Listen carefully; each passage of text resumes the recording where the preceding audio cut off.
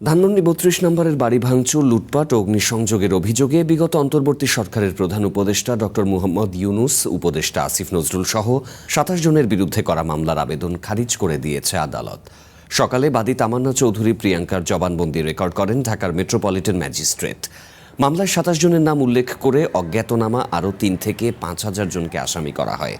অভিযোগে বলা হয়, গত বছরের ৫ই ফেব্রুয়ারি পরিকল্পিতভাবে ধানমন্ডি ৩২ নম্বরের বাড়িতে ঢুকে ভাঙচুর, লুটপাট ও অগ্নিসংযোগ করা হয়। বুলডোজার ব্যবহার করে ভবনটি গুঁড়িয়ে দেওয়ার পাশাপাশি মুক্তিযুদ্ধের মূল্যবান দলিল, স্মৃতিচিহ্ন ও বিভিন্ন সম্পদ ধ্বংস করা হয়।